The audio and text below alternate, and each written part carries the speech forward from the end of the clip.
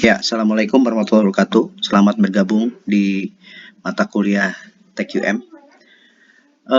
Kali ini kita akan bicarakan tentang sejarah dari filosofi dari quality. Ya, sebelum kita bahas lebih dalam lagi mengenai TQM.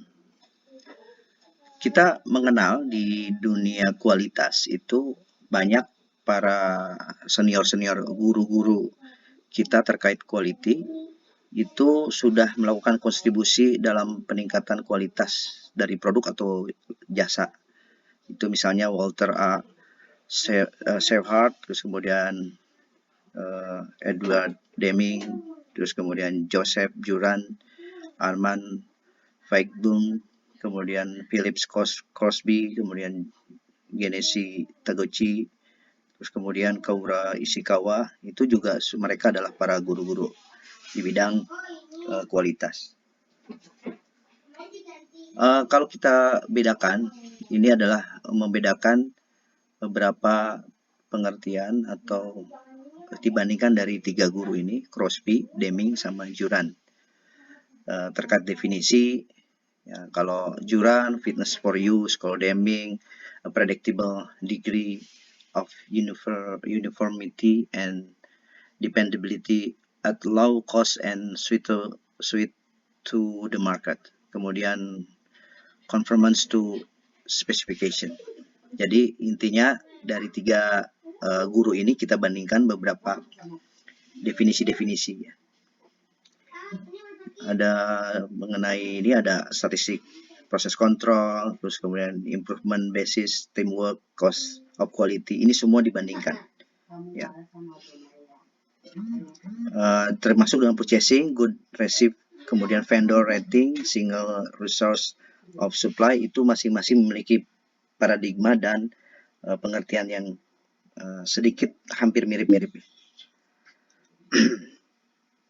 Kalau kita lihat beberapa misalnya macam Walter Shepard itu mengenai statistik dari laboratorium Bell, itu mereka mengembangkan sebuah statistik proses kontrol metode yang membedakan antara random dan tidak random secara variasi di industri proses untuk tetap di bawah kontrol. Nah, mereka mengembangkan sebuah sistem plan, do, check, action. Dan ini juga dikuatkan oleh Deming dan Juran. Terus kemudian, nah ini adalah metode Sheward, plan, do, check, action. Ini adalah dalam sebuah proses pekerjaan atau di industri, itu juga mengenai plan, do, check, dan action.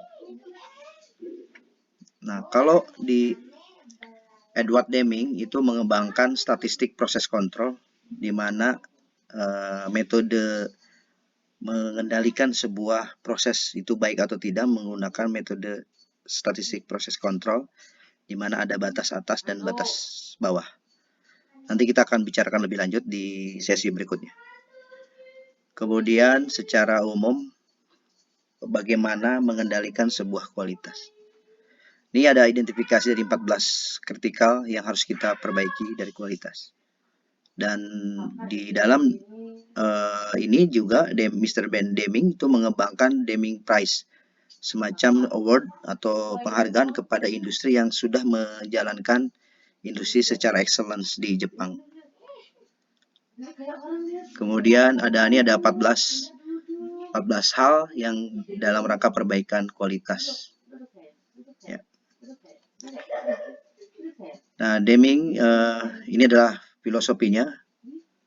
Misalnya adalah create a publish all employee statement of the aim and purpose of the company. The management must demonstrate their commitment in this statement. Jadi sebelum apa-apa dalam menerapkan kualitas, manajemen kualitas, yang perlu kita lakukan adalah komitmen bersama seluruh karyawan untuk membantu meningkatkan kualitas secara bersama-sama, menunjukkan dalam bentuk komitmen.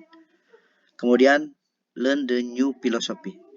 Ini kita sama-sama melakukan pembelajaran filosofi baru terkait dengan industri, terkait dengan kualitas. 3 adalah understand the purpose inspection to reduce the cost and improve the processes. Jadi kita harus sama-sama memahami kegunaan dari inspeksi atau dalam rangka mengurangi biaya dan memperbaiki proses. Kemudian and the practice awarding business and the basis of price tag alone. Jadi intinya adalah kita secara praktis itu kita harus melakukan penghargaan atau kepada bisnis dan berdasarkan harga-harga yang kita, artinya gini, setiap kualitas itu semakin tinggi itu sangat terkait dengan kualitas. Semakin rendah harga akan bertegak lurus terhadap kualitasnya. Dan kelima adalah melakukan secara konsisten melakukan perbaikan kinerja, baik dari produk ataupun dari proses. Kemudian keenam adalah selalu melakukan training, edukasi kepada karyawan. Dan menciptakan, 7 adalah mengajarkan dan mengembangkan prinsip-prinsip kepemimpinan.